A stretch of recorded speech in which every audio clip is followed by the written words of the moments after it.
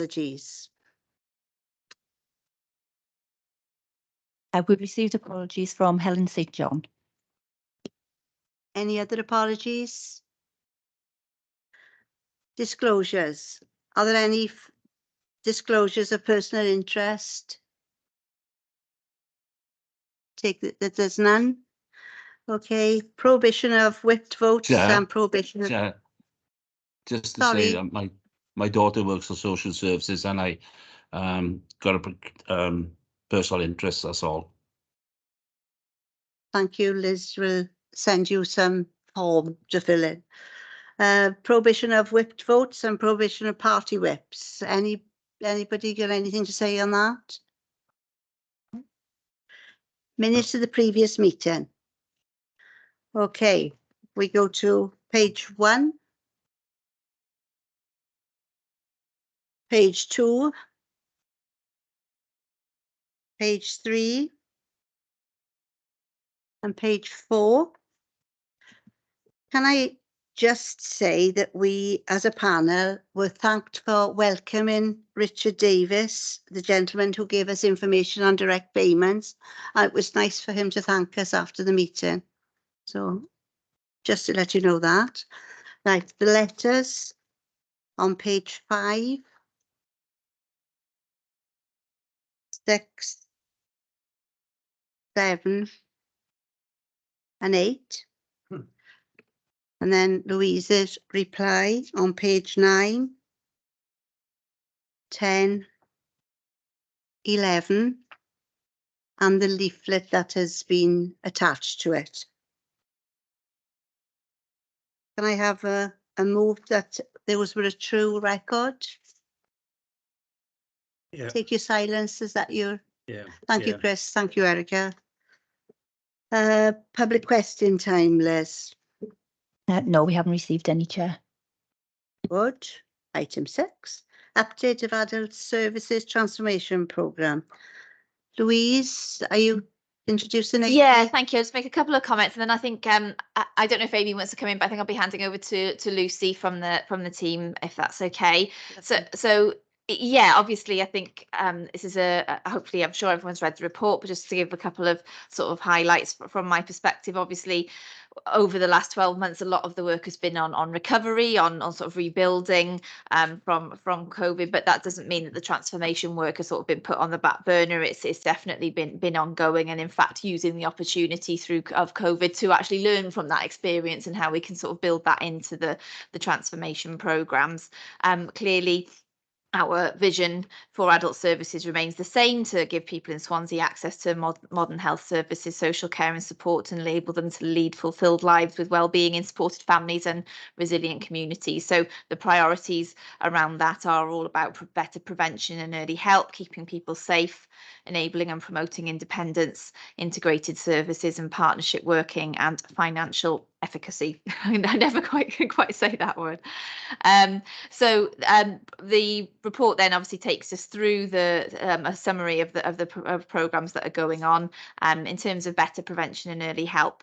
A lot of the work there around in conjunction with third sector health boards and also citizens to develop micro and social enterprises, volunteering strategy, etc.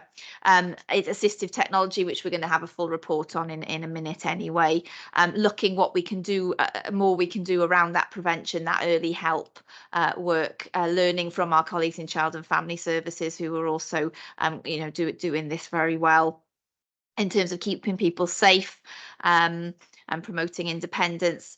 A lot of work around our workforce in that respect. Obviously, we know that there's been a lot of I can't think of the word. There's been issues in that area in terms of making sure we've got a full capacity of work, but a lot of work going on to make sure that critical work of safeguarding is definitely underway. Working with carers, developing the regional carer strategy, and obviously the really important Home First programme. I don't want to read the report. I'm sure everybody's done that. And then sort of scrolling down then onto page 6. As about the really important work then going on around transforming complex care, which is obviously incredibly challenging programme. We've mentioned about workforce development, WICIS we've talked about before, and bringing all the kind of IT systems on board. So we've got that really important data for reporting and communicating. So I'll hand over to Lucy, because she will do a far better job than I will, I'm sure. Thank you, Louise. Lucy, over to you. Thank you. Hi, everyone. I'm Lucy Friday. Thank you for that intro. I'm not sure I can do a better job, actually. I think you really succinctly covered the majority of the report. So thank you. I suppose, as Louise explained, last year when we were in our service planning step at the start of 2022, we were still very much in the midst of the latest wave of COVID. We had the Omicron wave that came through at the start of last year.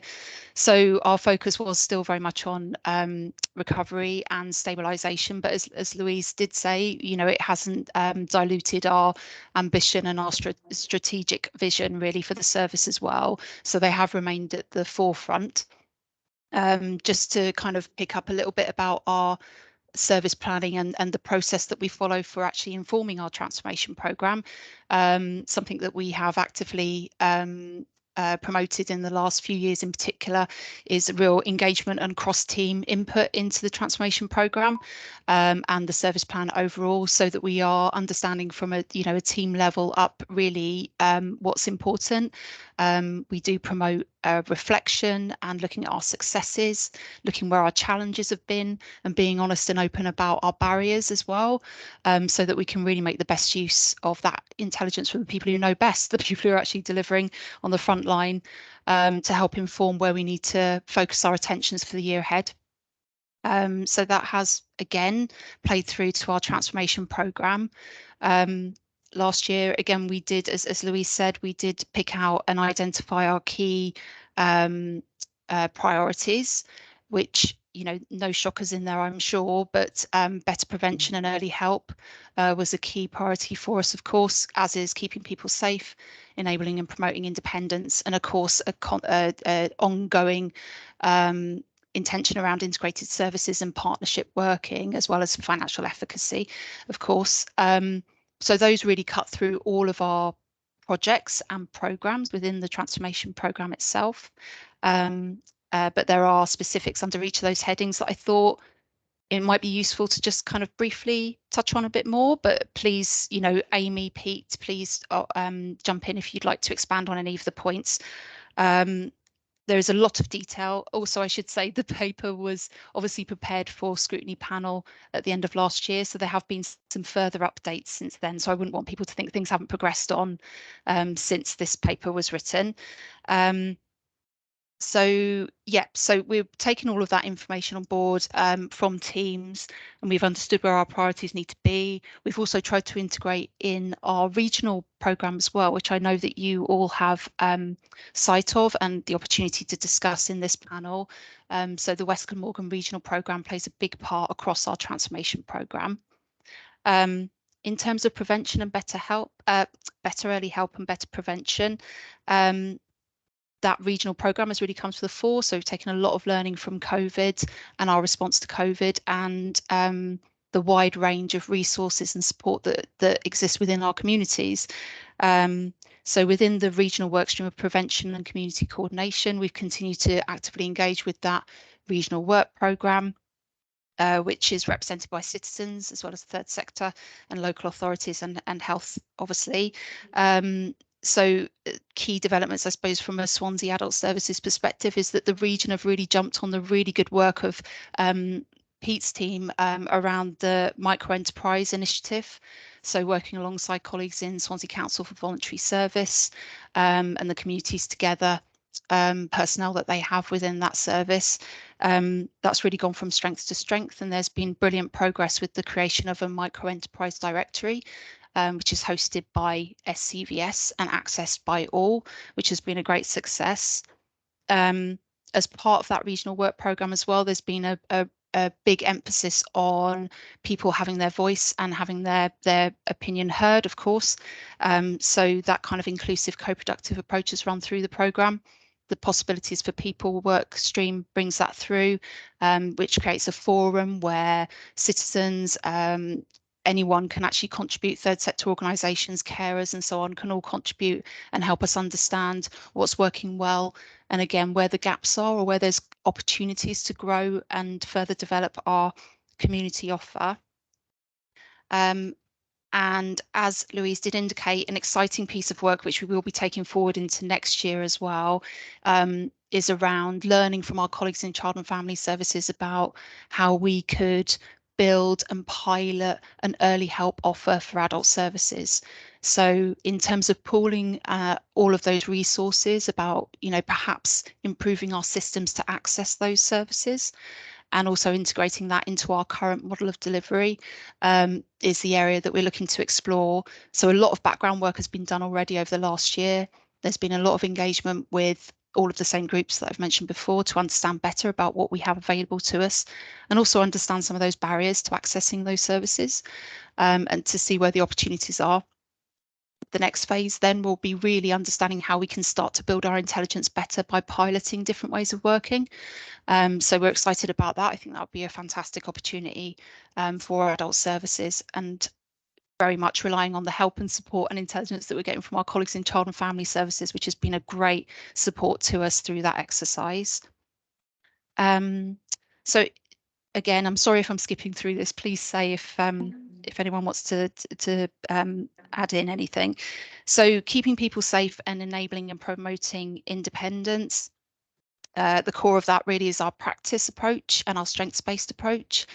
Again, I suppose I'm skipping into next year because we're already thinking about our plans for next year, but we really want to bring that more front and centre in our service planning next year. We think there's a lot of opportunities there to make our strengths-based approach and our strengths-based practice at the centre of everything we do, including our governance and our management of things like the transformation programme. So we're going to be bringing that in as a touchstone in our service planning for this year ahead, which will be great. In the meantime, and the reason why we've drawn that conclusion is that there was some good work at the end of last year, just before Christmas, to actually revisit our collaborative communications or strengths-based approach and our implementation plan across the service, which was supported by, oh crikey, I've forgotten the organisation that supported us. Sorry, we did have support from an outside. Pete, you look like you're going to save me. Social Care Wales. Thank you, Peter. Thank you. Yes, Social Care Wales did support us with that and facilitated a number of workshops with us, which was very enlightening. It was good. It was a good opportunity for us to reflect and think about how we can do things differently in the coming year, which is brilliant. We did touch on as well about one of the key things about enabling and promoting independence is really having the right team structures and systems in place to enable our teams to work that way, so talking to our teams, understanding from our teams that actually our current structures and systems may not be fit for purpose in that sense. So where can we improve with that? At the forefront is understanding how our social work team structures could be improved. We did implement a temporary restructure in response to the COVID pandemic to pool and make best use of our resources, which we knew were going to be impacted by the pandemic. We now are in a position where we've restarted that work in the last 12 months. We've taken a very collaborative approach and a whole systems review of the social work structure and processes, including wider stakeholders and social work alone. And we're drawing to an end of that, and we will be concluding in the coming, it will go into next year's transformation programme, but it will be concluded in those 12 months. So we will be co-producing a preferred option to take forward and consult with staff on. But that's been a fantastic exercise in actually understanding a lot more about what's working and what it could be improved in our services and what we want to retain and what we want to develop a bit further. As well as fit for purpose staffing structures, we've also looked at our structures elsewhere. Community alarms, for example, our regional support service area. There are a number of opportunities or highlighted areas for improvement that came through from our audit last year in the service. We've taken that on board and we've reviewed how we could improve and stabilise our workforce within the regional service. Those have been implemented, those changes, and we've actually stabilised our resource structure in that service, as well as our community alarm service as well. But we'll go on to that in more detail in the next paper. And as Louise touched upon as well, the Regional Home First programme is all about promoting independence. In fact, it's all about a system which makes that the default position for anyone prior to admission to hospital or exiting hospital. This programme is familiar to you all, I'm sure. It's been running for a number of years under various iterations. In the last 12 months, I think that the real progress we've made in adult services is about really starting to optimise on those pathways. We've really understood what it means in Swansea for us to have an integrated way of working. We've pulled our third sector willingly, might I say, into our in-reach function within the hospitals as well, which has been a fantastic boon, and has really been used as a practice model to be taken forward by partners in Neath-Port Talbot as well. We've also working with regional partners to improve our performance and monitoring measures, which has been great. A lot more to do, a lot more that can be done under that regional programme, but we're certainly seeing the progress and the improvements with those pathways.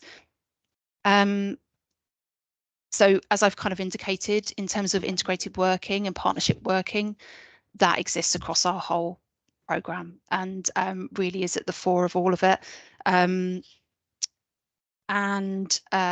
Yes, we've had a number of great outputs which go into more detail in the paper, which I won't go through or repeat here.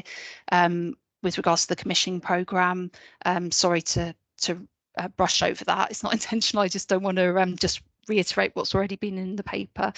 It is also important to mention that, you know, we have cross-cutting programmes that run across the whole of the transformation picture. Fundamental to this is our system. So our WCCIS development group has been personally a big achievement, I think, for the transformation team in particular. We understood and we heard the issues that were raised by staff about or areas for improvement across the WCCI system. We knew there was loads of opportunity for development and creating a system that supported us in our strengths-based practice practically. So as a team, we have developed a working group which is represented by all members of the service. Very clear prioritisation and work plan, which has been agreed across numerous staff, which in itself is a miracle. And we're actually implementing and making change and showing improvement. So that's been a great outcome for us and much needed. So that's brilliant. Also, of course, we have the workforce programme, which has really shown some great benefits, particularly in terms of recruitment and retention. There's been some very successful recruitment campaigns led, particularly into care, which has been brilliant and a real credit to that programme, as well as ongoing training and development priorities as well. So a bit of a skip through what is quite a detailed report. I suppose just to sum up, in terms of next year, I've already touched on some of our priorities going ahead. One of the things we will be keen to do is to revise our governance and have a look about how we could refine our what is classed as our transformation programme. So we would actually make sure we're kind of reporting on some headline deliverables for the year ahead. Our transformation programme for the year we're in at the moment has 19 separate programmes or projects on them. I think that's quite ambitious, to put it mildly. So we're going to try and focus in a bit more for the year ahead and have some priority milestones and outputs to deliver against, alongside obviously our ongoing business improvement programme as well. So yeah, I think that's it. Thank you, Lucy. Thank you. I'll take questions now. Has anybody got any questions for Lucy? Tony. Thank you, Chair. Thank you, Lucy. I was very interested in particularly the prevention bit of this paper. And it's maybe an unfair question, and I apologise in advance if it is, but to what extent are we using the analysis of what's commonly known as the social determinants of care across the council's remit in terms of the geography served? Because I think most of us are aware that those determinants vary greatly from one part of Swansea to another. And they indicate, for example, that the life chances of people and the other impacts that people might have. So if that's something that you've come across and have used, that's good. If not, then perhaps it's something we could have a chat about later on. And the other bit, which is equally unfair, is I welcome the intent to work with other organisations collaboratively and operators networks. And I wonder if we're drawing on some of the stuff that's around in terms of what's known as network theory, how to make networks work more effectively by doing certain things that sometimes they don't do. I mean, things like having shared organizational values, maybe co-located in terms of geography, interchange of professionals across networks, common learning and training and staff development programs, those sorts of things. Because I think Swansea is ahead in terms of this, in terms of working with other partners. We may come back to that later on, but perhaps I can stop there and give you a chance to answer those two bits of past academia from a distant life of mine. Thank you. No, I have to be honest with the first point that you raised. I'm not aware. It does sound like it's something that I do need to understand better. That would be very useful. Obviously we do have the purpose really is to look at kind of hyper local picture of those communities and understand those needs as described by those same members of those communities and facilitated by, again, those same members of those communities. So I suppose that maybe touches on elements that you've described, but it sounds like something that we should flag and perhaps bring to the wider project group for discussion. In terms of network theory, I think many of the elements that you've described are certainly the principles that we would take forward, particularly when looking at our early help offer. Perhaps not in its entirety, though. So again, that's something that I'll take on board and certainly bring into the mix. So thank you for that information. Thank you, Lucy. Chris, you've got a question? Yeah, it's actually it's to ask the question about, in the what you've gone through now about the transformation, what have you, but does it rely heavily on the report that comes afterwards?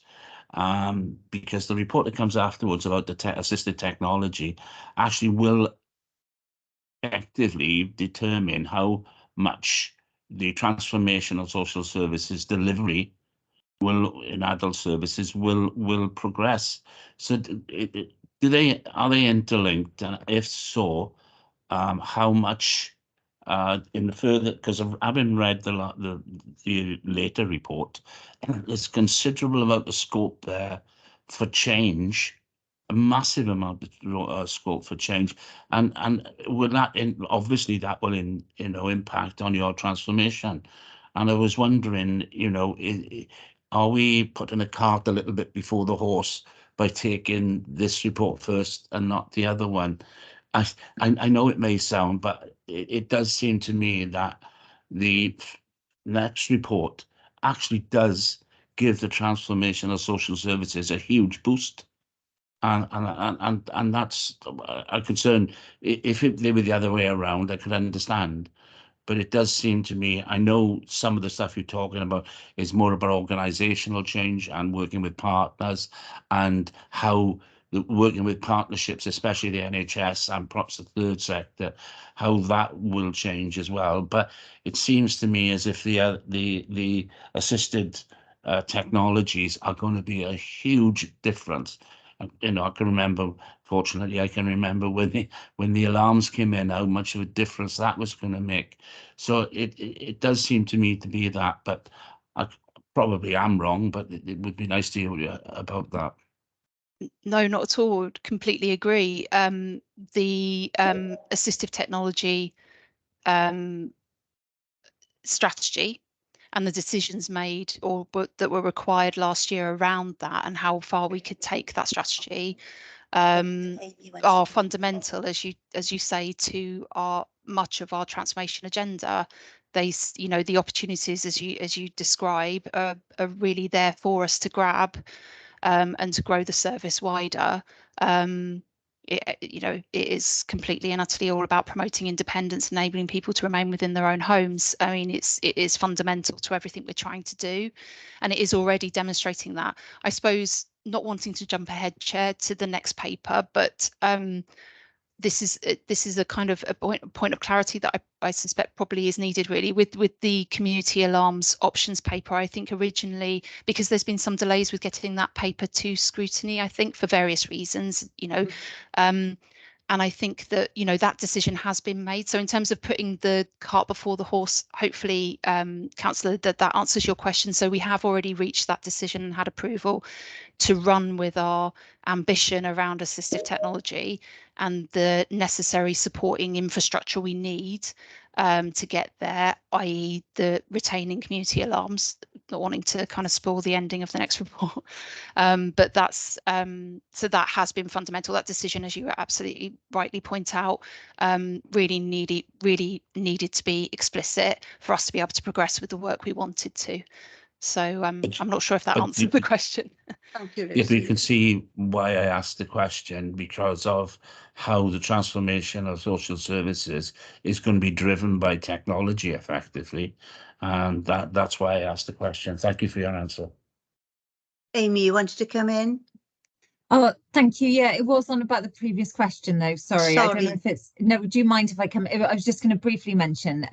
It was on Tony's question about the social determinants of care, and or I'm going to take it quite broad, but the social determinants of health and care, and our approach that we take in adult services. I just wanted to reference the wider team as well, around tackling poverty team as well, and how the focus is in the adult services transformation report has focused on our early help offer, and it does incorporate that wider offer, so focusing on income, employability, people's food security, all these other determinants in terms of that wider social determinants. And it's just to say we've got a number of programs and initiatives that support that and look at that. So not disagreeing with anything Lucy said around how that needs to be brought into our early help and prevention offer, but just some reassurance, I suppose, for scrutiny that we do take this information, and particularly some of the national indicators and measurements around this inform our tackling poverty work, which is very closely alongside our adult social care work. Thank you, Amy. Louise, you wanted to come in? Yeah, I just wanted to add my 2 pence, I guess, to what you asked, Chris. I think, obviously, as you said, assistive technology is incredibly important. It's got huge potential for how we can help promote people's independence, and part of that early help offer that we've been talking about.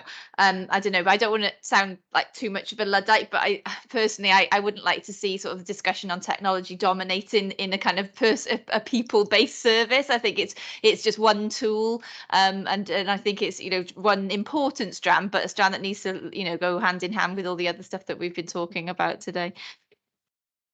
Thank you, Louise. Are there any more questions for Lucy? Tony?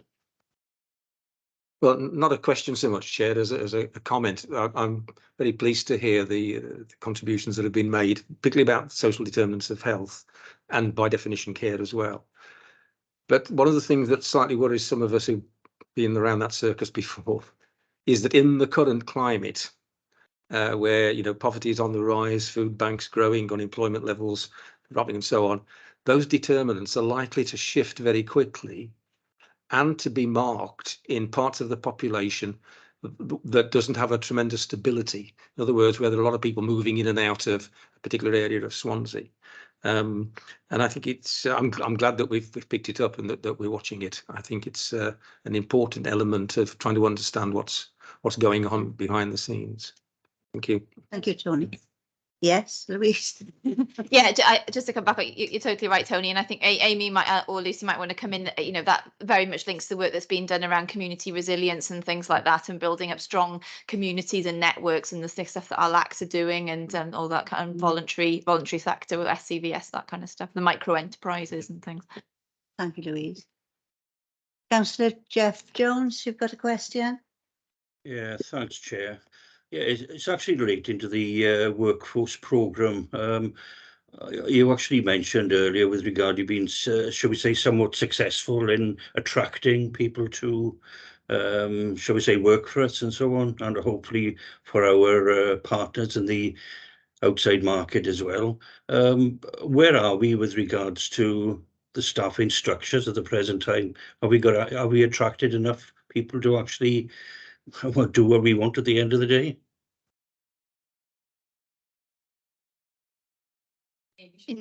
Sorry, Amy, I wasn't sure whether you wanted to come in there, but in terms of our care provision, we are still proactively promoting vacancies and, within that sector. I think it's fair to say that we're not at a level where we're blessed with all staff that we need in frontline care.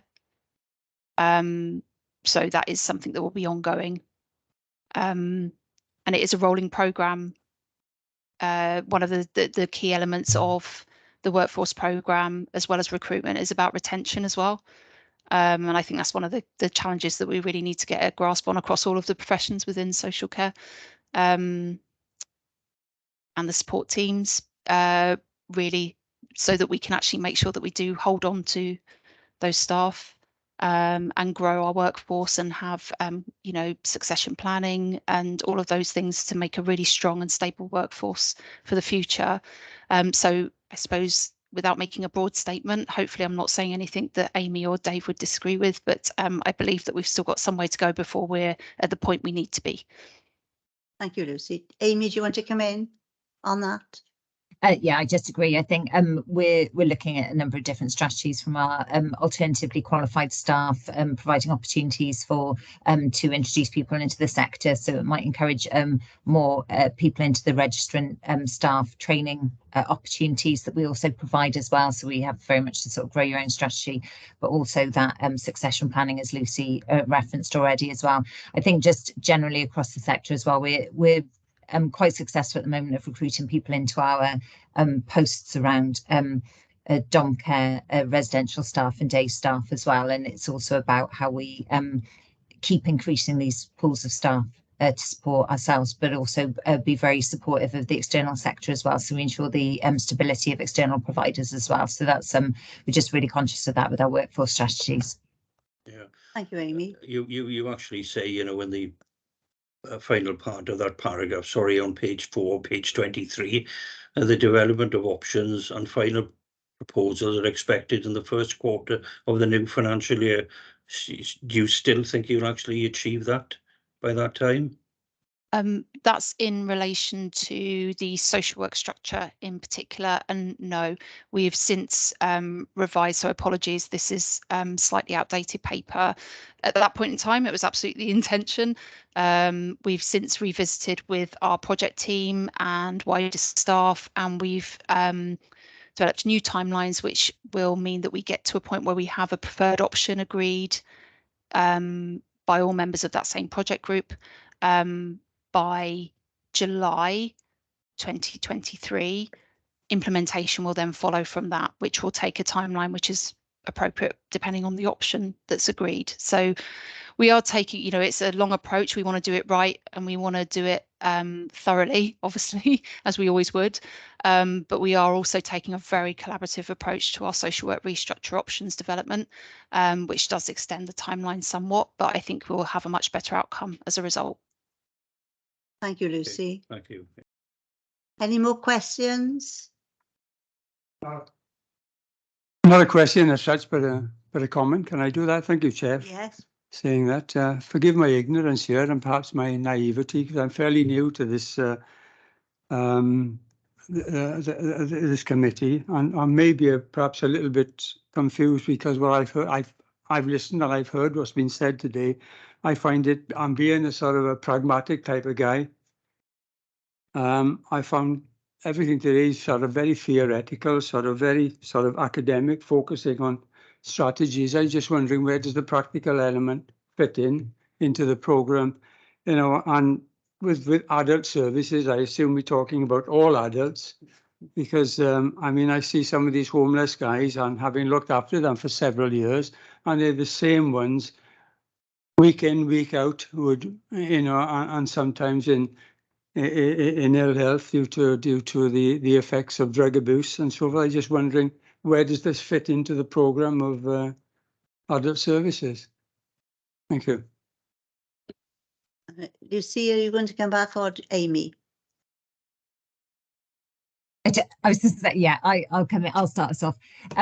Yeah, this is about the practical delivery as well. So this report is particularly about our transformation program. So it's about our improvements and our change and our doing things differently, as opposed to our business as usual activity as well. So I suppose please be assured that there is an awful lot of additional activity that happens as a part of business as usual that isn't encompassed in this report, but you do get in the performance reports.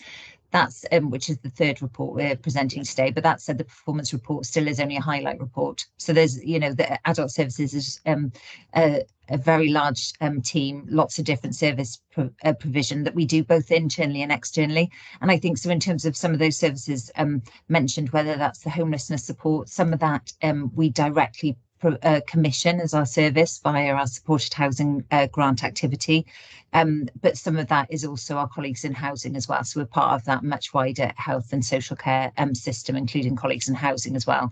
And there's also the area planning board, which links into substance misuse as well, so we're part of these wider networks of commissioned and directly delivered activity in terms of supporting individuals. So I suppose I just wanted to give that reassurance that this is part of a very large delivery approach to support individuals. I don't know if my colleagues want to come in on anything else. So. Yeah, Okay. fine, thanks. Thank you, Alan. Okay, all questions asked. Nobody wants to ask any more? Can I just thank you, Lucy? Thank you very much.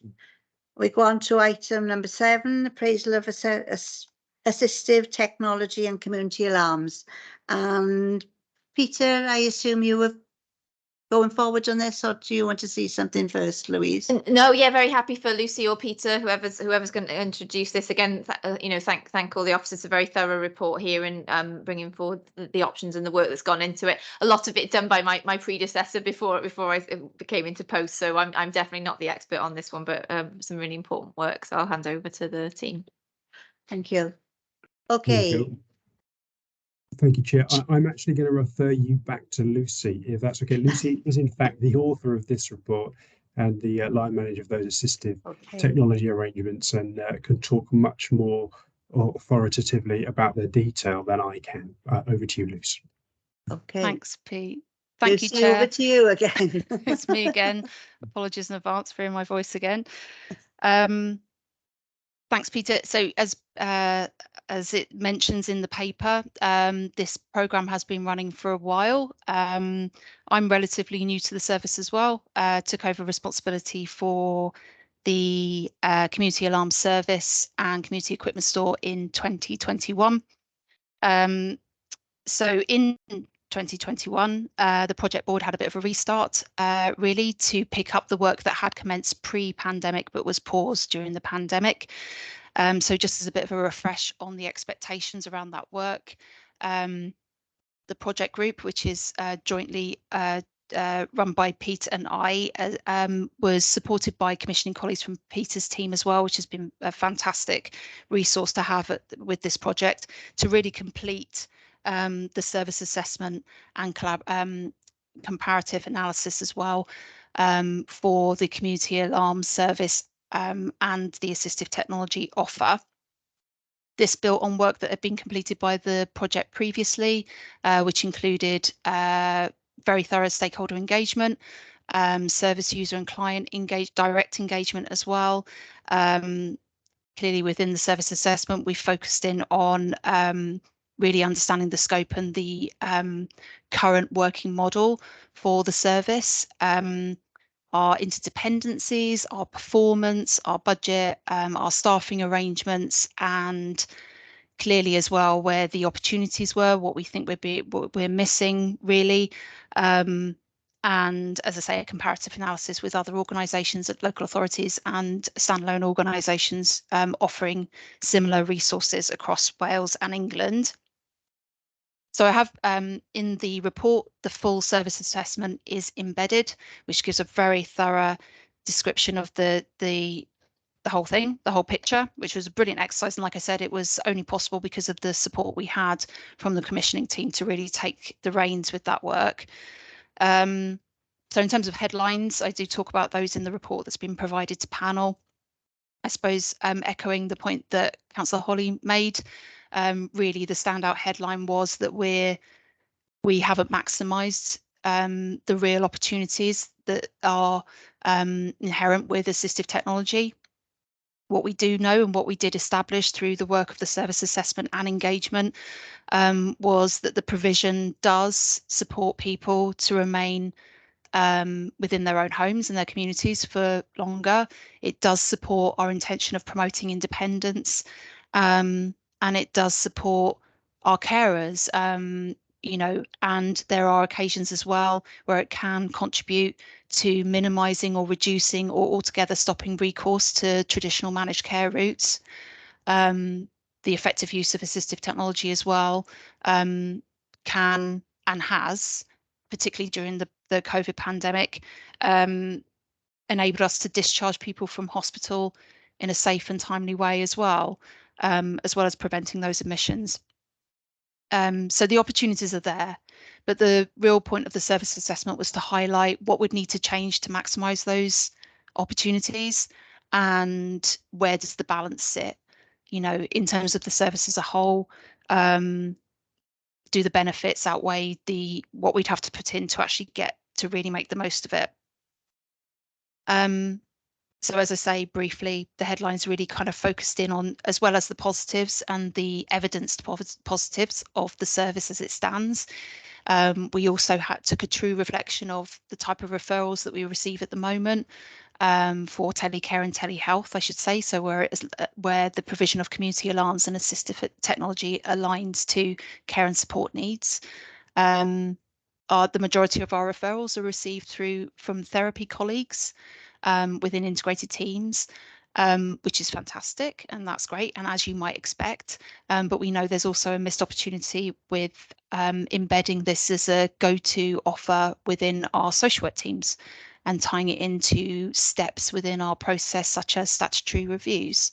And when we're exploring outcomes and exploring people's strengths and also completing care assessments as well, we don't feel that the service is being utilised as much as it could be.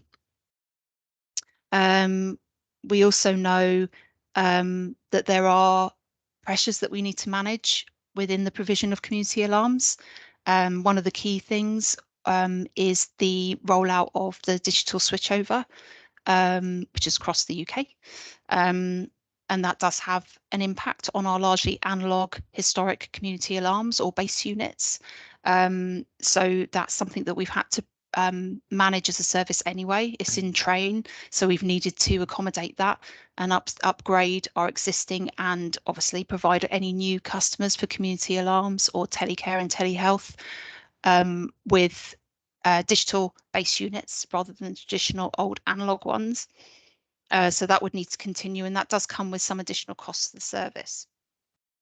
So I have skipped through the service assessment. It is very thorough. It does give a really detailed account for the service as it stands at the moment and identifies where our opportunities could lie.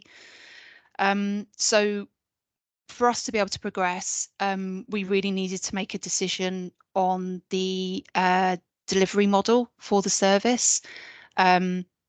So that's the focus of this paper, and our rationale for reaching that decision, I suppose, is the key point. So as a project group, we did narrow it down to 5 options really that were viable to consider. Obviously, there was the initial option, which was to remain as we are, which we know from the service assessment. That's not maximising on the true potential, and also it's not necessarily stable or fit for our future demands and future pressures that we know are on the horizon. The second option that we wanted to consider was whether we retain our community alarm service in-house, continue to provide that service and grow our assistive technology offer. The benefits of this are really that it achieves what we've identified through the service assessment as being the real potential opportunities for the service. We can see the direct link to the pressures and the priorities we've just described in the transformation programme. We understand why it's important. We can see where it would fit in with various other pieces of work across the programme that are already in train. Then we explored through options 3 and 4, I believe, about the opportunities or the impact of considering decommissioning any part of the service. So what would be the impact and any potential benefits around decommissioning and signposting to a standalone provision of community alarms, and likewise outsource our assistive technology service. You know, one of the key bits of feedback that we did have from our existing clients was that they took a lot of trust and reassurance from the offer being provided by Swansea Council. We also know that, you know, obviously with decommissioning anything and outsourcing, our priorities for the service don't go away. So there would be financial implications aligned with that. So we didn't see that the benefits really outweighed the weaknesses. Lastly, second from last, we also looked at whether we could decommissioning and signpost out community alarms, but retain the assistive technology part of the service. Again, this had limited benefits really in terms of like a financial model for the local authority. We would still have the need of a community alarms or a baseline, a base unit system to operate much of our assistive tech or telecare and telehealth options that we currently have out with customers. So much of the weaknesses that we identified in option 3 are echoed here in option 4. And lastly, we also wanted to put on the table whether we could realistically, at this point in time, explore regionalising our community alarms and assistive technology offer. We know that our partners in Neathport Talbot do have quite a well-established and robust assistive tech offer. It is something that we would be keen to explore. We know that in the partnership space, under Home First programme, there are opportunities there to actually kind of pool our resources and perhaps look at pool our resources in the broadest sense to really achieve the most gains for this offer. So that was explored. We did have discussions with Neathport Talbot colleagues, but in the end was discounted, at least at this point in time, because we are simply not in Swansea at the point where that would be a viable option for Neathport Talbot. And we've got a long way to go to actually stabilise and really grow our offer and what that means to Swansea and Swansea residents in the first instance. So in conclusion, once reviewing those options, it was the agreement with Councillor Child, also with Dave clearly, and our head of services as well, that we would go with option 2, which was to retain and grow our assistive technology offer in-house. We really couldn't dispute the potential opportunities that allowed us within the service. So that was the conclusion that we came to, and that is what we as a project have been running with since that decision was made back in May last year. And just to briefly sum up, in terms of our progress and ongoing activities since that decision's been made, just reassurance that digital switchover management is being managed and coordinated in-house.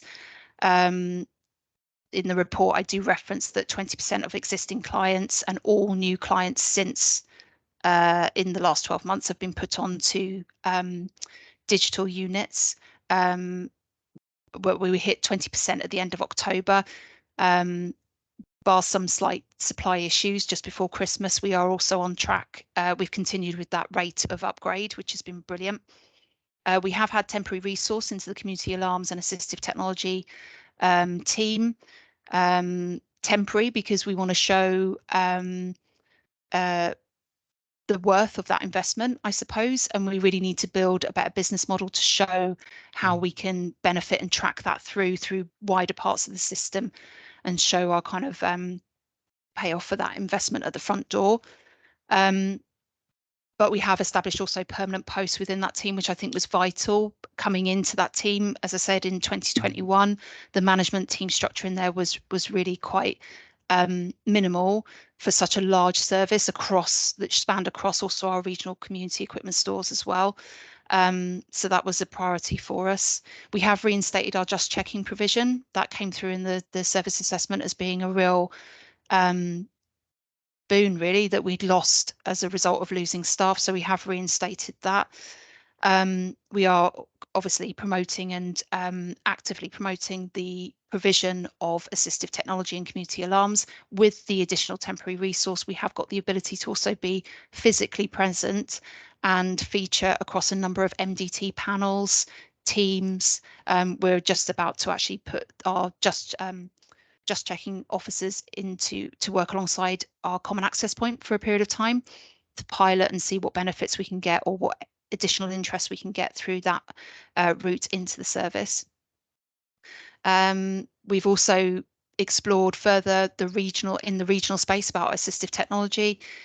We have discussed where and how we can include the assistive technology resource in that regional space, particularly with the Home First regional programme and the supporting investment plan around that.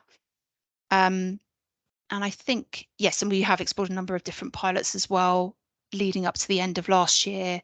But, you know, obviously we need to be mindful of our budget restrictions going forward for the year ahead. But the fundamentals are in place. Work is progressing. Yeah, so I think that's it, really, Chair. Thank you, Lucy. Councillor Holly, you have a question? It's a question, but also a statement.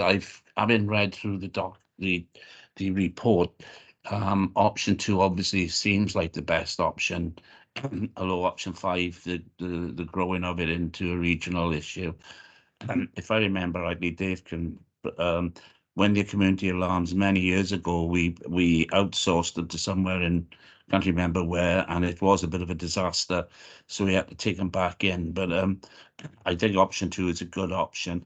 The one thing I would ask is, when the review was done, which was some time ago now anyway, can we have an update? Or have you had the update you've given now? Is that the current position, or was that the position when we excuse me, is that the current position, or is that the position when the review was done, or have you given an update now about where we are with the options? Because the one thing I think everybody's acutely aware of is the budget restraints and what have you, but in the end this could actually help with the budget, with especially if we combine it with, and this is obviously the question that's been asked, I should imagine, is how much support you get off the NHS for this, because assisted technology, in as much as you know, the pads that tell you when people are haven't moved or anything of that nature, which can be used in hospitals as well. You know, it's how much of that assisted technology and how much of that technology will, if you like, cross the boundary between social services and the NHS. And I was wondering, have that exploration been done? And if so, where are we with that? Thank you. Thank you. Yes, the exploration has begun with that. I suppose the first step really was to, sorry, going back to your original point, the paper is from a point in time. So when the options were reviewed, that was the information that was presented, and that was the information that the decision was based upon. However, this paper that you've received today does provide, with hopefully with point 3.1 on page 8 of the paper, we've given a bit of an update or a refresh up to just before Christmas, November, December time. So the pressures still remain in terms of the budget implications. There is investment needed into the resource to actually support growing the service. I think it would be fair to say that with such limited resource prior to the temporary additional resource that's been brought in, you know, we were limited on how far we could take this and really grow our options, and that perhaps did hinder, well, definitely hindered progress up to date. Being able to, so we've extended those posts for a further 12 months, and it is really to, with the intention then that we build that investor save picture. We haven't got adequate performance information. That needs to be improved. That is being improved within the service. So that's a key task for that team. We're not really promoting and actively promoting the service, bit of a legacy from not having the source to back it up, I suppose. So we're addressing that. We're working with colleagues across obviously with communications, but also, like I said, directly going into teams and really making sure this is at the forefront. And when we talk about assistive technology, I should say as well that we're also really trying to actively promote wherever possible the facility by which people can really self-serve or access their own information and advice on things that we wouldn't necessarily provide, but we can support them in making decisions around.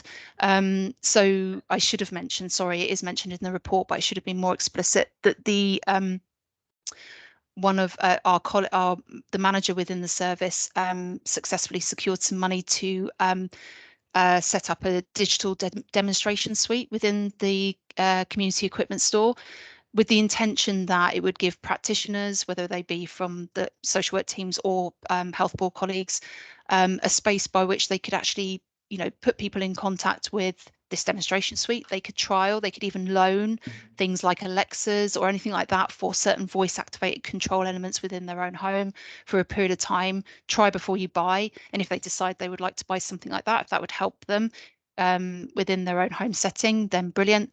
It's just about that kind of information sharing and having a space where that can be promoted.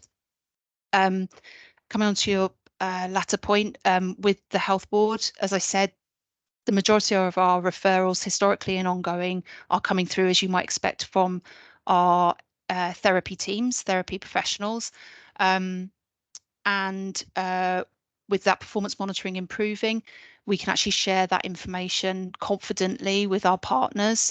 We're also bringing the assistive technology offer into the forum of our Home First regional programme and the financial schedule, with the intention then that there is clarity around the level of investment and the benefit that's gained by all partners from the provision of this service.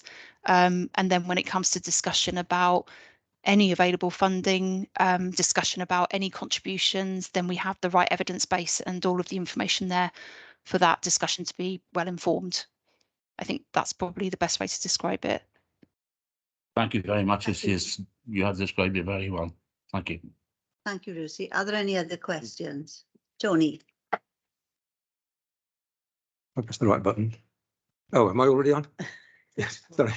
I'd just like to follow up what's just been said.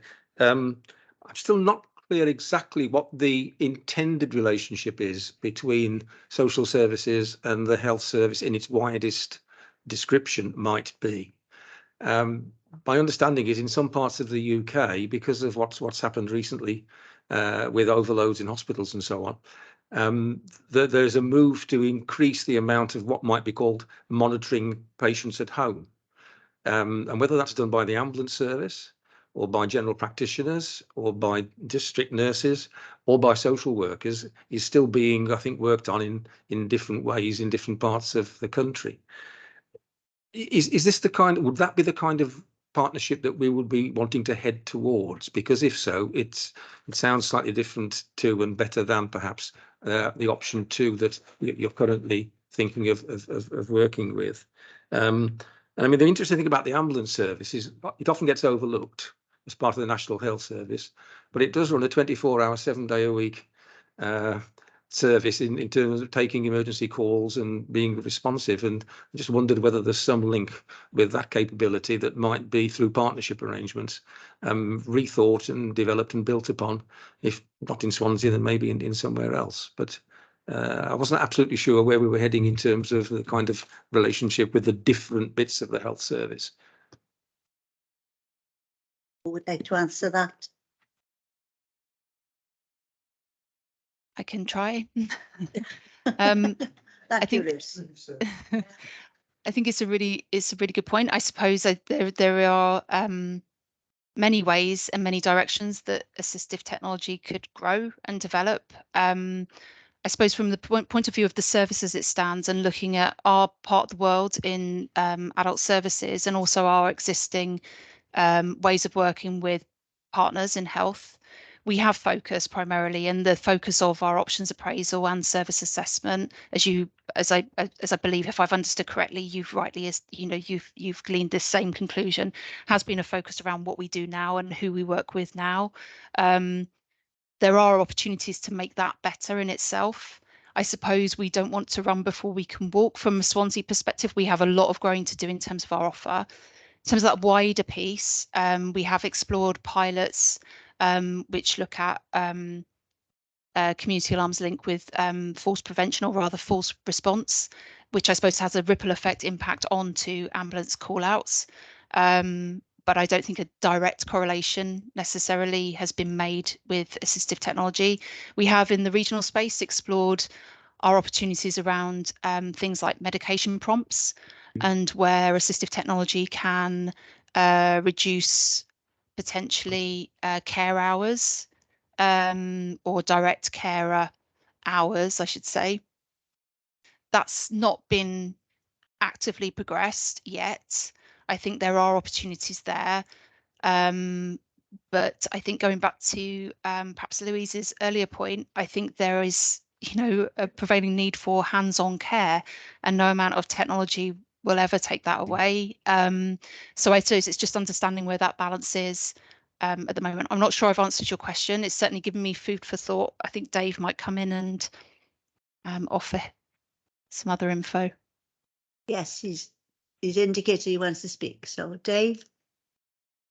Yeah, no, it's good response, Lucy, and a good question as usual, Tony.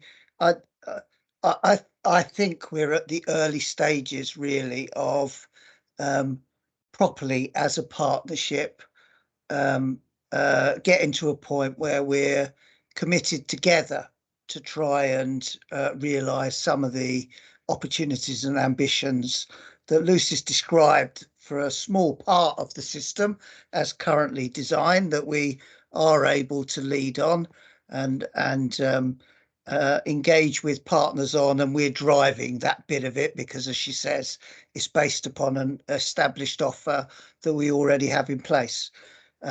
We won't move away from that, I suppose, more limited approach until properly as a partnership we decide to get behind this or not. And there will be equivalent things to what Lucy's describing happening in the health board at the moment, being driven by them, being driven by their particular, particular interests or particular existing approaches, or I don't know, the particular interest of a specific consultant or something like that. When Lucy referenced the work in the region and what's been fairly recently established, which is effectively a digital transformation board, it's exactly that territory that Tony's just described that we're trying to get into. At the moment, to some extent, we're all dabbling a bit in this space. Some of it's dabbling on the basis of things that are long-standing, which can be improved, but it's not really a coherent, joined up embracing of all of the opportunities, and then a working out between us across the partnership, how much are we able to invest in that ambition, where might we get the resources to do that, what difference that will that make to current models of service delivery that might create some of the resources but probably won't create all of them. So we'll need to attract some additional resource into that space as well. But clearly Welsh Government are interested in this as well. So, there might be other resources that become available if we can get our own thinking and coherent plans properly up and running in the region first, so that we've got a strong case to do that. Lucy also referenced to build on some of the stuff which is obvious improvement that we could make on our current offer, but but some of that is absolutely reliant on the partnership getting particularly behind even those smaller elements of transformation. that still requires us to reach some agreement with particularly the health board around collective investment in that improvement. The council isn't going to be able to make enough of a difference on our own, even to realise the ambition set out in Lucy's paper and what was in mind, in the mind of the previous cabinet member, when we signed off going for that options appraisal. In order to do that, we've got a mechanism to agree that joint investment for this particular element via the existing section 33 that we've got with which is the funding agreement between the local authority and the health board to invest in, for example, our home first approach, where this could feature much more strongly. And at the moment, it's quite peripheral to that ambition. So that's probably the first step for me. Needs to be incorporated into our review of the Section 33 agreement, review of the level investment that both the council and the health board, and drawing on regional funding that we can make to that could make a real difference, but not a big enough difference.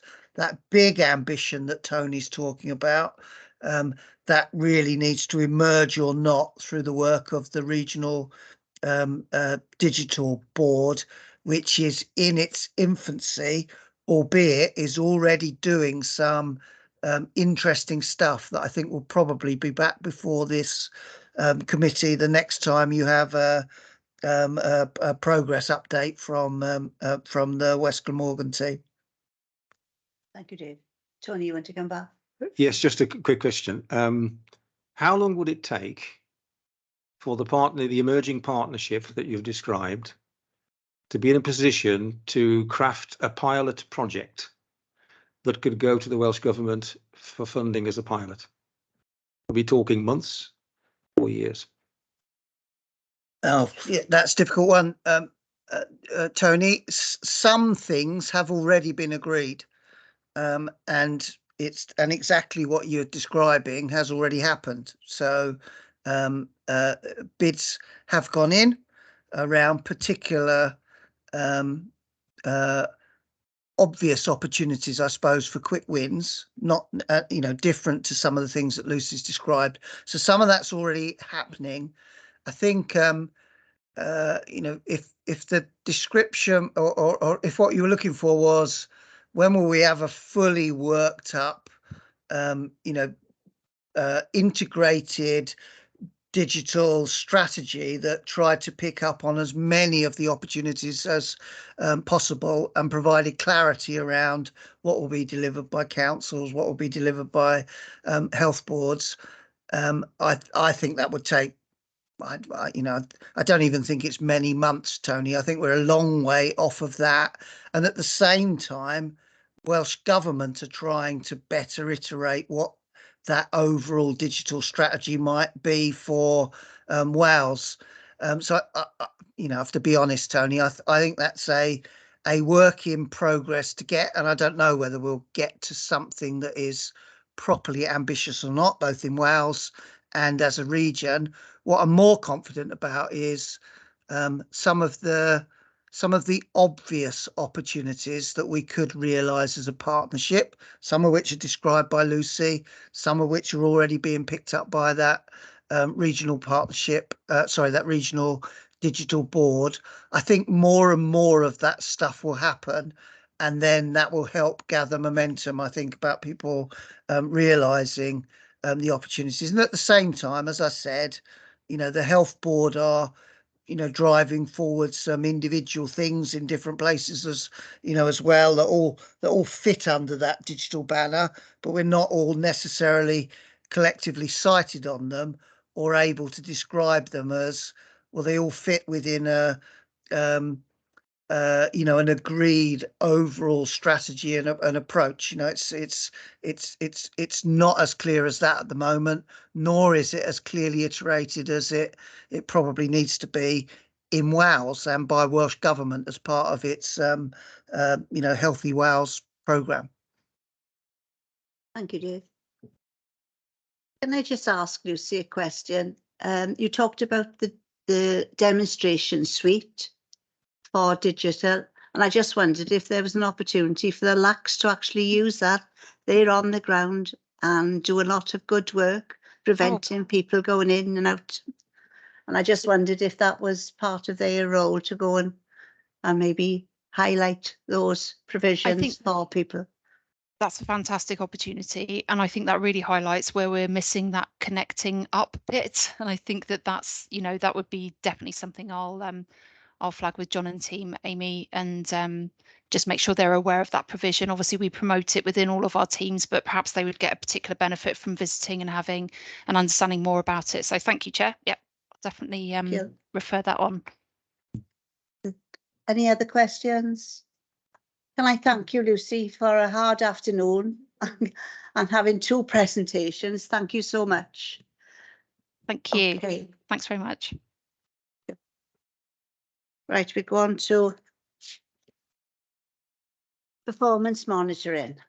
Who's going to, Louise, do you want to say something first? Yeah, just as always, you know, thanks to the teams for putting together the report, to Helen and Amy, and also all the staff doing the work that sort of backs this up. This is November's report, so sort of looking back a little bit. But I really just wanted to highlight, you know, we have a lot of doom and gloom in the news, unfortunately, about health and social care, but there is some really great stuff in this report, particularly the stats around reablement. I think particularly as it says here, you know, 92% of individuals who left Bonamine House didn't need any care packages on from that. You know, that's it's fantastic. So I'll hand over to Amy to take us through. Thank you, Amy. Thank you. Yeah, as the councillor just mentioned there, this is November. We've only just signed off December's report yesterday in our performance meeting, so we will report on that in future months as well. We were very much dominated by winter pressures in November, and some of the impact across the whole the pressures across health and social care. I did want to give you a bit of verbal update about how things are improving now we're into the new year, and I suppose I just wanted to let you know that, in addition to the good example that Louise has referenced already in terms of the residential reablement. So the figures in the report show that in our common access point in our front door to adult social care, we saw an increased demand in November that reflected through to December as well. And in January, we're still seeing a demand in terms of people coming in the front door. But on a positive, the rapid response approach that teams are taking in a multidisciplinary way is showing that a number of the referrals are closed at that point, or the help is at the right time, right help at the right time. And fewer of those inquiries are going through into the social work teams, as that's very helpful. And also the information advice provided and assistance at that point as well, as a greater number of that. So that team supports at the front door as well. The assessments have increased in November. The assessment reviews and care and support plans, or care and treatment plans, if people are being assessed under the Mental Capacity Act as well. So the mental health measure rather. So that's showing some improvements in November, or increased numbers there. Also shows there's increased demands, but obviously those it means we're getting through them in a timely manner. The carers assessments increased, and this is an area of work I know Scrutiny's had a lot of interest in, as do we. Obviously, the support to unpaid carers is really high on our agenda, and we have been doing some really key work and proactive work in trying to identify more carers, working with Swansea Carers Centre and other partners as well, in terms of working with us to identify carers along with the work of our direct teams. And so more carers were identified again in November. And it's an increase we've seen all year. And 90% of those were offered carers assessments. And there's a reason why the 10% weren't as well. Quite often it was just, it wasn't the circumstances were right. It was more about dealing with the crisis at that point in time, or perhaps carers weren't available. So we are still trying to target 100% of carers identified being offered an assessment. We are seeing a still reduced take-up of the assessments. So even though we've offered them, only around 50% of people are accepting the offer. So it's still work in progress. The residential reablement's been mentioned already. We're increasing the capacity in our internal homes, both in terms of Bonamine with the residential reablement, but also particularly in the winter pressures, and it's continued, is increasing the amount of step up and step downs we have up and step down beds we have across all our sites. So there's some additional information in the report on page 24, which shows the use of our internal beds. We've also increased the capacity of the available planned respite beds as well. So that's in the report. So it's showing that we're able to offer more respite as well. The what else did I want to highlight? Community reablement team, so our home care team had increased capacity in November as well. So they were able to take more people from the hospital and more people from community in terms of the community reablement at home offer that the team provide. And a number of people left the service with no ongoing care. So they had the reablement with no recourse to ongoing care packages. The long-term dom care situation, I think when we got to particularly July through to October, really, which is the information you have with the external sector, it just showed that that demand was increasing and less availability with our external providers. So it's always a month behind, even the reporting you get. So this is October figures you get in terms of the external sector. And our brokerage list there was quite high, as Dave's already referenced, in terms of pressures in the sector. But I would say, so in the stats on this report was showing that there was a waiting list at its high point. It was nearly 300 back in July, 213 in terms of the waiting list and people waiting for dom care at the end of October. And today it's 168. So we're seeing it's still higher than we'd like, but it's showing there's a real improvement in terms of the amount of packages of care coming to us because the demand is still very high. And I just wanted to reference the external residential market is stable occupancy levels. So it's leading to less market stability risks. I think as we've reported to you over the last couple of years, there have been obviously moments where we've had to do more considered work in these areas just to ensure the external market is stable. But we're working on that at the moment as reasonably stable position, which we're pleased about. There are more people going to day services. You'll see in this report, so more number of unique people attending day services again. So we're just building up those numbers as much as we can and as much as the need is there.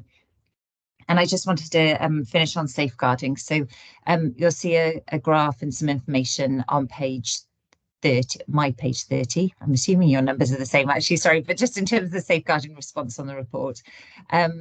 That's showing that we're doing an increased number of consultations and preventative work around safeguarding. So the teams are working in partnership with external organisations, with our own teams around advising individual referrers and anybody with concerns around safeguarding concerns and preventative interventions at that stage. And that's showing a marked decrease in the amount of adult risk reports we've received over the last year and a half, really, in terms of the approach we've taken. So that's the graph on page 31. And so we must carry on with this preventative approach as well. So we're pleased with how that's working. And with our deprivation of liberty safeguards assessments, we've seen a decrease in the backlog, but quite a steady continuation of the amount of referrals we're getting in and new applications for the deprivation of liberty safeguards.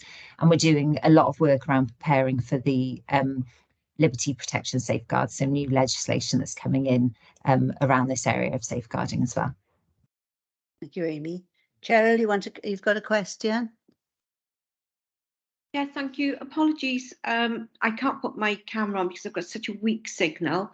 Yeah, thanks for that, Amy. I was just wondering, you mentioned that despite assessments being done, that only 50% of people then take up the care package, and I was just quite amazed by that, and I just wondered what the reason was. I've got another question after, but if we just, I was quite flabbergasted.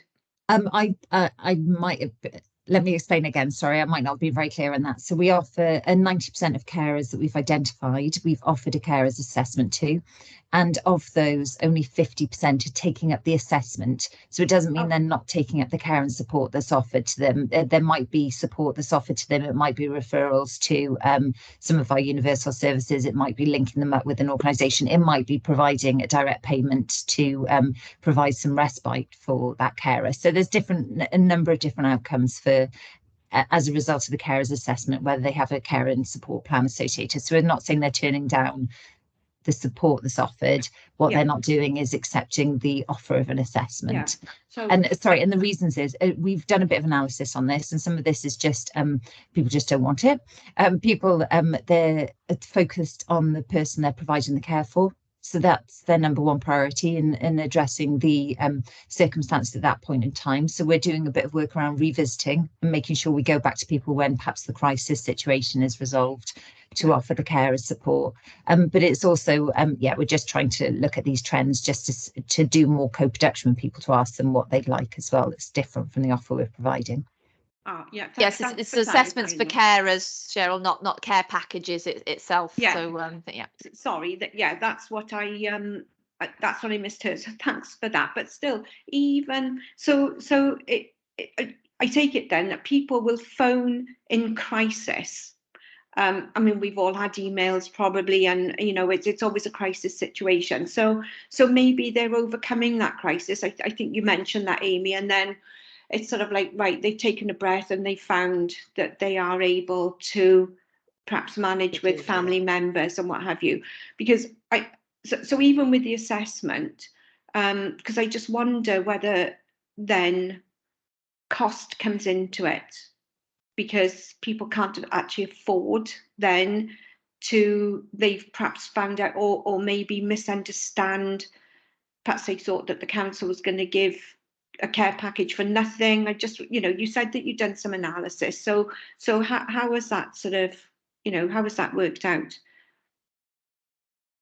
Yeah, so there's two aspects to this. So if there's support for carers, so the support for an unpaid carer, there isn't a charge for that if there's a care and support package. So whether that is, it might be, I don't, they want to have a sitting service, so no, that's the support for the cared for. So I'm trying to think of an example for the carer. They might want a direct payment to take part in something that gives them some respite from the caring. I think when the cared for person, so somebody who has care and support needs themselves, eligible care and support needs, that is an assessed service. So there's a financial assessment associated to that. So we do also look at, in terms of if we have those situations where people are financially assessed and don't want those services, but it's not huge numbers at all by any means, but we can certainly look into that more. But this is, and at the moment people are financially assessed. There's always a minimum income standard that people have. So there's an allowance of their money. There's also a capital allowance that they're left with, and so we there's a lot of work in that area and focus around supporting people with the financial assessments. Okay, thanks for that. And it was just then on assessment of need. I obviously during COVID, the assessments had to be done by WhatsApp or you know, by Teams or whatever. Have we now gone back to doing face-to-face assessments? It's a bit of a mix. It's what works for individuals as well. So some of it's face-to-face, some of it might still be online if that works for people. So some of it's in partner organisations as well, you know, and done collaboratively with others as well. So it really is a mixture of whatever works for the individual. Oh, okay, thanks. So that works. Talking about technology earlier on, I suppose this is the way, you know, an improvement that's come out of that as well then. Yeah, that's brilliant. Thanks ever so much. And again, apologies for not having my camera on. There's nothing worse than speaking to a blank space, is there? Are there any other questions for Amy? Just one from me, Amy. Staff sickness. We heard, well, on TV last night, it was on about long COVID. Have we suffered for that, with that situation with our staff? Now, I don't have the report in front of me, but in our monthly performance meetings that I just referenced, that we just saw the December report, we also always have a workforce report that, and we get the stats on how many staff on long-term sick and how many on short-term, and the some high-level analysis of the reasons why. Obviously, nothing that's personal, we know there's been an improvement in long-term sickness, but I can't recall. I don't know if any colleagues on the call can remember, but I don't recall long COVID being a particularly high incident at the moment. We certainly have seen it over the last few years, but it's not one of the leading causes of sickness, certainly. Thank you. Dave, you want to add something? Yeah, only to reinforce what Amy said. No, I do remember those causes, and long COVID now doesn't feature. It did more significantly during the height of the pandemic, but not now. Good, good. Anybody else got a question? Okay, thank you again for your presentation. Thank you all so much. And now we go on to work programme, but before the work programme, Tony, you want to ask a question? Oh, thank you, Chair. Yes, I was slightly concerned, I think it was more than 3 or 4 weeks ago, to learn that, as I understand it, Welsh Government have required local authorities and maybe others to take discharges from hospital without care plans being in place. If my interpretation is correct, that's slightly worrying. And I wondered whether it would be possible in this authority to have sight of who sent that instruction and to whom and on what basis. I mean, having worked in the past in the care service, it's not unknown for civil servants to do daft things. And if it's a minister that's done it, that's even worse. But if it doesn't break any rules and without going through the FOI process, I'd be interested in seeing the trail of correspondence and what officers here make of what they may be being instructed or asked or required to do. Okay, I know it's difficult to answer the question. Or Dave, have you got? Yeah, I can confirm that the local authority hasn't received any such instruction. There was communication between, I can't remember the individuals. I can provide that information to the committee. That was communication with health boards, not communication to local authorities, but clearly it prompted a lot of, we were aware of the fact that there was that communication, and it prompted a lot of concern in exactly the way that Tony has, has described it, as to what exactly did that mean? Who are we talking about that might end up being discharged from hospitals who required a care package and didn't have a care package? How on earth could that work? How could that, how could we ensure that we met our safeguarding responsibilities, etc.? There were various discussions that took place subsequently and various clarifications around it not being intended to be an encouragement for people who had an assessed care need to be discharged, but that people who didn't have an assessed care need and that there were other means of them being supported, that those, that effectively that those individuals shouldn't be staying in a hospital bed. They, if they were well, they should be returning home and should be accessing those available community supports or whatever they might be. So that did appear different to some of the, the actual communication that had gone out to health boards. Not sure we ever totally got to the bottom of what was intended and why did that communication go in quite the way it did and then was nationally reported, etc. I suppose the reassurance I can give to the committee is nothing has changed in this region or in this local authority around discharge processes for patients and residents in our area. So irrespective of whatever that communication was intended to do, or the bit of confusion about exactly what was meant by that, nothing has changed. Our discharge arrangements remain exactly the same as they have always been. So there is an expectation that we support safe, effective, discharge or out of acute, hospital care. We don't want people in secondary care beds when, there is a better place for them to be.